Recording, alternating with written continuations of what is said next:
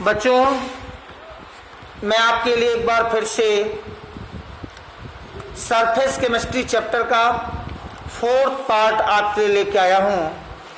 आज इस पार्ट में हम लोग कोलाइडल सॉल्यूशन वाले चैप्टर टॉपिक में जो हेडिंग्स रह गई थी उन पर डिस्कशन करेंगे। अब हम लोग बात करेंगे कोलाइडल प्रॉपर्टीज के कोलाइडल सॉल्यूशन की प्रॉपर्टीज की बात करेंगे, यानी कोलाइडी विलयन के गुणधर्मों की बात करेंगे, जिसमें सबसे पहले मैं बात करूंगा ब्राउनी गति। ब्राउनियन मूवमेंट क्या होता है? कोलाइडी कणों की जो अनियमित जिगजैग मूवमेंट है। जो कोलाइडी कण होते हैं वो अनियमित टेढ़ी मेढ़ी गति करते हैं। अनियमित दिशा होती है, इधर उधर कोई निश्चित दिशा नहीं होती और अनिश्चित दिशा में अनियमित गति करते रहते हैं, इरेगुलर मूवमेंट करते रहते हैं। तो कोलाइडी कणों की जो अनियमित इरेगुलर मूवमेंट है, इस इरेगुलर मूवमेंट को ही हम ब्राउनियन मूवमेंट बोलते हैं। और इस ब्राउनियन मूवमेंट की जो खोज है वो सबसे पहले रॉबर्ट ब्राउन ने की थी। ये जो ब्राउनियन मूवमेंट होता है इसकी डिस्कवरी सबसे पहले रॉबर्ट ब्राउन ने की थी। इसीलिए कोलाइडी कणों की अनियंत्रित टेढ़ी मेढ़ी zigzag movement, zigzag irregular movement of colloidal particles known as Brownian movement या ब्राउनी गति कहते हैं। टिंडल इफेक्ट, जैसा कि इसका नाम है टिंडल इफेक्ट यानी टिंडल प्रभाव, ये टिंडल नामक वैज्ञानिक ने दिया। कोलाइडल पार्टिकल्स की एक प्रॉपर्टी है। क्या होता है कि जब कोलाइडल पार्टिकल के ऊपर रे ऑफ लाइट, प्रकाश की किरणें पड़ती हैं, तो जो कोलाइडल पार्टिकल्स होते हैं वो लाइट को एब्जॉर्ब कर लेते हैं, लाइट की एनर्जी को एब्जॉर्ब कर लेते हैं और एब्जॉर्ब करने के बाद वो चमकने लगते हैं। ठीक है? और जब वो चमकते हैं तो नीले रंग के एक शंकु जैसे, कोन जैसा स्ट्रक्चर दिखाई देता है। उसका रास्ता, कोलाइडल पार्टिकल्स का जो रास्ता होता है वो नीले रंग के शंकु की भांति चमकने लगता है।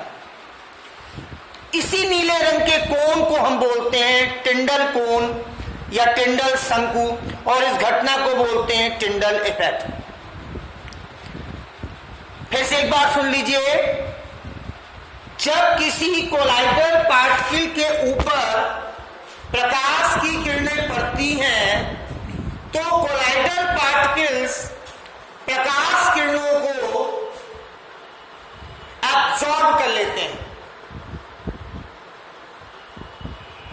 प्रकाश की ऊर्जा को एब्सॉर्ब कर लेते हैं और प्रकाश की ऊर्जा को एब्सॉर्ब करने के बाद वो एक नीले रंग के शंकु की तरह स्ट्रक्चर बनाते हैं और नीले रंग के शंकु की भांति चमकने लगते हैं,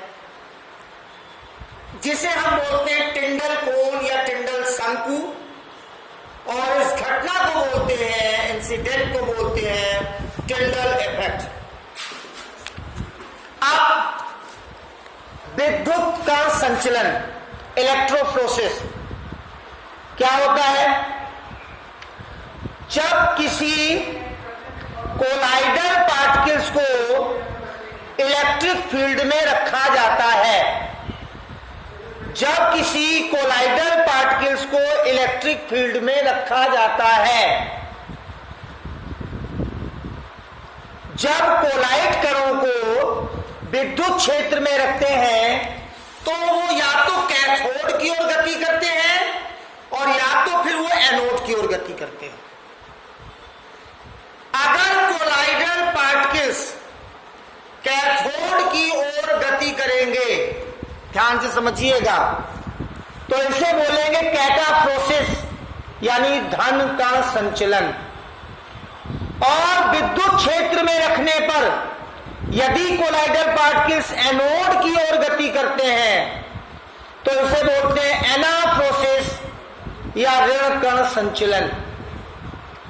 तो इलेक्ट्रिक फील्ड में रखने पर कोलाइडल पार्टिकल्स या तो कैथोड की ओर गति करेंगे या तो एनोड की ओर गति करेंगे। तो जो कैथोड की ओर की गति है उसको हम बोलते हैं कैटाप्रोसिस यानी धन कण संचलन, और जो एनोड की ओर की गति है उसको बोलते हैं एनाप्रोसिस यानी ऋण कण संचलन। ये दो प्रकार की गतियां होती हैं। अगली बात आती है स्कंदन की। स्कंदन मैंने आपको बताया कि कोलाइडल सॉल्यूशन में इलेक्ट्रोलाइट मिलाने पर कोलाइडल प्रेसिपिटेट का बनना। जब किसी कोलाइडल सॉल्यूशन में हम इलेक्ट्रोलाइट मिलाते हैं और वो कोलाइडल प्रेसिपिटेट में टर्न हो जाए तो इसे हम बोलते हैं स्कंदन या कोगुलेशन। जैसे बहते हुए रक्त पर फिटकरी लगाने पर जो ब्लड है उसकी क्लॉटिंग हो जाना, रक्त का थक्का जम जाना। तो ब्लड जो है वो निगेटिव कोलाइड सॉल्यूशन है और फिटकरी में एल्युमिनियम पोटेशियम के पॉजिटिव आयन होते हैं, इलेक्ट्रोलाइट है। तो ये कोलाइडल ब्लड कोलाइडल सॉल्यूशन जो है वो कोलाइडल प्रेसिपिटेट में चेंज होता है, इसको बोलते हैं स्कंदन। अब बात आती है अपोहन की, डायलिसिस की। अपोहन डायलिसिस का मतलब ये होता है कोलाइडल पार्टिकल्स को प्योर करने का जो मेथड होता है उसमें से इंप्यूरिटीज को रिमूव करने का जो मेथड होता है, अशुद्धियों को बाहर निकालने की जो विधि होती है उसे बोलते हैं अपोहन। Purification of colloidal solution process known as dialysis. और जिस थैली बनी होती है जो चर्मपत्र की झिल्ली की थैली होती है, पार्चमेंट मेम्ब्रेन की होती है, उसमें हम भर देते हैं अशुद्ध कोलाइड सॉल्यूशन। तो आपने पता है कि जो कोलाइड होते हैं, जो कोलाइड भरते हैं तो क्या होता है उसमें आपको पता है कि उसमें जो अशुद्धियां होती हैं वो पार्चमेंट पेपर से छनकर बाहर आ जाती हैं। और कोलाइड मैंने बताया, जैसा शुरुआत में आपको बताया था, क्या होता है कि कोलाइड जो होते हैं वो चर्मपत्र झिल्ली द्वारा मिश्रित नहीं होते, डिफ्यूज नहीं होते। तो अशुद्धियां तो डिफ्यूज होकर के वाटर में आ जाती हैं। कोलाइडल थैली से, चर्मपत्र की झिल्ली से थैली जो बनी होती है उससे निकल करके अशुद्धियां पानी में आ जाती हैं। और जो कोलाइडल पार्टिकल्स हैं चूंकि वो पार्चमेंट पेपर की थैली से डिफ्यूज नहीं होते, वो अंदर ही रह जाते हैं। आजकल ये प्रोसेस इलेक्ट्रोलिटिक मेथड द्वारा कराई जाती है, जिससे इलेक्ट्रो डायलिसिस कहते हैं। चूंकि डायलिसिस का डिमांड बढ़ रही है, आप देखते हो ब्लड कैंसर या यूरिन से रिलेटेड जो पेशेंट होते हैं उनकी डायलिसिस होती रहती है। तो ये होता है डायलिसिस प्रोसेस।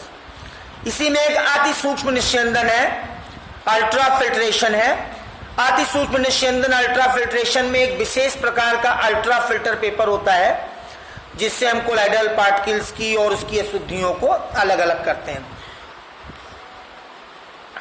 अब हम लोग बात करेंगे हार्डी सुलजे के नियम की। हार्डी सुलजे एक वैज्ञानिक थे और उन्होंने स्कंदन के लिए नियम जो दिए वो स्कंदन के लिए 3 नियम दिए थे हार्डी सुलजे ने। पहली बात ये बताई, जिसमें से 2 चीजें आपको पढ़नी है। पहली चीज कि अगर किसी कोलाइडल सॉल्यूशन का कोगुलेशन करना है तो ये ध्यान रखिए आप उसमें वही इलेक्ट्रोलाइट मिलाएं जो कोलाइडल सॉल्यूशन के चार्ज से अपोजिट हो। सपोज दैट कोलाइडल सॉल्यूशन पर चार्ज निगेटिव है तो उसमें आप जो भी इलेक्ट्रोलाइट मिलाएंगे वो होना चाहिए पॉजिटिव वाला। यानी अगर कोलाइडल सॉल्यूशन पॉजिटिव चार्ज वाला है तो इलेक्ट्रोलाइट जो है वो निगेटिव चार्ज वाला होना चाहिए। तो कोलाइडल सॉल्यूशन के कोगुलेशन के लिए जरूरी यह है कि उस चार्ज का इलेक्ट्रोलाइट मिलाया जाए जो कोलाइडल सॉल्यूशन के चार्ज से अपोजिट हो। दूसरी चीज सॉल्यूशन को कोगुलेट करना है, स्कंदित करना है, तो वो बैलेंसी पर डिपेंड करता है। जैसे जैसे आप संयोजकता को बढ़ाएंगे, बैलेंसी को इंक्रीज करेंगे, किसी भी आयन की स्कंदन शक्ति बढ़ती है। तो किसी भी आयन की जो कोगुलेशन टेंडेंसी है वो उसकी बैलेंसी बढ़ाने पर बढ़ती है। मेरी बात को ध्यान दीजिए। विशेष बात यह है, कोगुलेशन करने के लिए आपको इलेक्ट्रोलाइट मिलाना पड़ेगा। तो आपको यह बात ध्यान रखना है, जो कोलाइडल सॉल्यूशन पर चार्ज हो वो इलेक्ट्रोलाइट के चार्ज से अपोजिट हो। जब तक अपोजिट चार्ज के आयंस आपस में मिलेंगे नहीं तब तक कोगुलेशन नहीं होगा। और किसी भी आयन की जो कोगुलेशन टेंडेंसी होती है वो कोगुलेशन टेंडेंसी आयन की वैलेंसीज पर डिपेंड करती है। अब ये हार्डी-सुलजे के दो नियम है। इसीलिए आप देखते हैं जो शेविंग करते हैं लोग, उसके बाद अपने गाल पे वो लोग फिटकरी का पानी खूब रगड़ते हैं। फिटकरी रगड़ते हैं, क्यों रगड़ते हैं? कोगुलेशन के लिए। जितना ज्यादा रगड़ेंगे, फिटकरी की जो बैलेंसी क्षमता जितनी रगड़ के बढ़ेगी उतना ज्यादा से ज्यादा कोगुलेशन होगा। तो ये आपका हार्डी-सुलजे का नियम है। अब इसके बाद बारी आती है रक्षण, प्रोटेक्शन या प्रोटेक्टिव कोलाइड। आपको दो कोलाइड विशेष ध्यान देखना है। एक होता है द्रव स्नेही कोलाइड, द्रव स्नेही कोलाइड लायोफिलिक कोलाइड। दूसरा द्रव विरोधी कोलाइड लायोफोबिक कोलाइड। अब होता क्या है कि द्रव स्नेही कोलाइड की प्रेजेंस में द्रव विरोधी कोलाइड की स्टेबिलिटी बढ़ जाती है। In the presence of lyophilic colloid, stability of lyophobic colloid increases.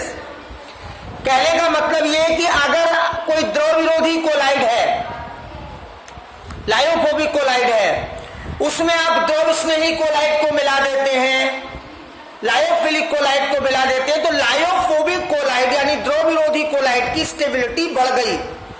तो यहां पर जो द्रव स्नेही कोलाइड है, लायोफिलिक कोलाइड जो है वो आपका हो गया प्रोटेक्टिव कोलाइड, रक्षी कोलाइड यानी रक्षा करने वाला कोलाइड।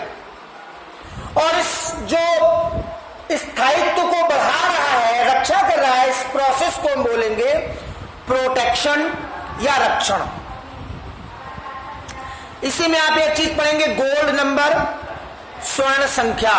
गोल्ड नंबर स्वर्ण संख्या क्या होती है? गोल्ड नंबर स्वर्ण संख्या का मतलब हो गया कि लायोफिलिक कोलाइड, द्रव स्नेही कोलाइड का वह अमाउंट, द्रव स्नेही कोलाइड का वह अमाउंट जिसकी प्रेजेंस में द्रव विरोधी कोलाइड, लायोफोबिक कोलाइड का स्कंदन, कोगुलेशन रुक जाए, वही आपका गोल्ड नंबर है या स्वर्ण संख्या है। यानी द्रव स्नेही कोलाइड, लायोफिलिक कोलाइड का वह अमाउंट जिसकी प्रेजेंस में द्रव विरोधी कोलाइड यानी लायोफोबिक कोलाइड का स्कंदन, कोगुलेशन रुक जाए, रोक दे। तो जिस अमाउंट पर वो रोक देगा वही अमाउंट उसका गोल्ड नंबर होगा। ध्यान से समझिएगा। किसी द्रव स्नेही कोलाइड की स्वर्ण संख्या मिलीग्राम में वह भार है।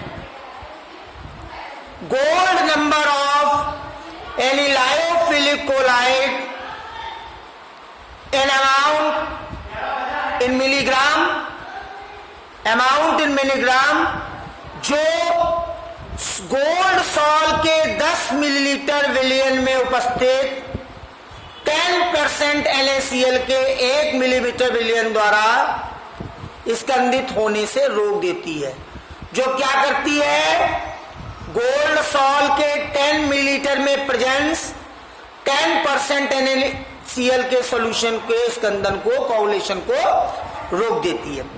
यानी कहने का मतलब ये हो गया, जो द्रव स्नेही कोलाइड है वो मिलीग्राम में अमाउंट है, लायोफिलिक कोलाइड जो है वो मिलीग्राम में अमाउंट है, और वो द्रव विरोधी कोलाइड यानी लायोफोबिक कोलाइड के स्कंदन को रोकती है। अब अगर हम बात करें हमारे दैनिक जीवन में कोलाइड का क्या महत्व है, तो रबर इंडस्ट्री में, कपड़ों को रंगने में इन मॉडरेटिंग, कलर मॉडरेटर के रूप में, फोटोग्राफी में, पेंट, स्याही, शक्कर को, चीनी जो बनती पीली पीली होती है उसको व्हाइट करने में, और भी बहुत सारी चीजों में हम इसका प्रयोग करते हैं। अब हम लोग बात करेंगे सल्फर सॉल की। सल्फर सॉल में मतलब कैसे बनता है, हाइड्रोजन सल्फाइड लीजिए, सल्फर डाइऑक्साइड लीजिए, H2S प्लस SO2 दोनों की आपस में क्रिया कराइए तो वाटर और सल्फर बनेगा। तो जो वाटर और सल्फर का मिक्सचर होगा उस मिक्सचर को हम बोलेंगे सल्फर सॉल।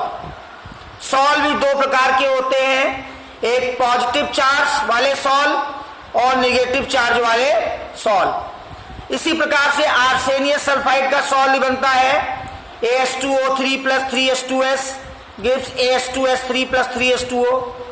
तो AS2S3 प्लस 3H2O का जो मिक्सचर होगा वो आर्सेनियस सल्फाइड का सॉल होगा। तो ये आपका कोलाइड वाला चैप्टर पूरा फिनिश हो गया, मैंने एक्सप्लेन कर दिया है। इसके नोट्स आपको मिल जाएंगे, आप वीडियो को देख लीजिए, वीडियो को सब्सक्राइब जरूर करिएगा।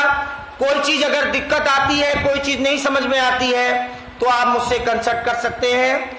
और अब इसके बाद हम लोग नए चैप्टर को लेकर के आएंगे।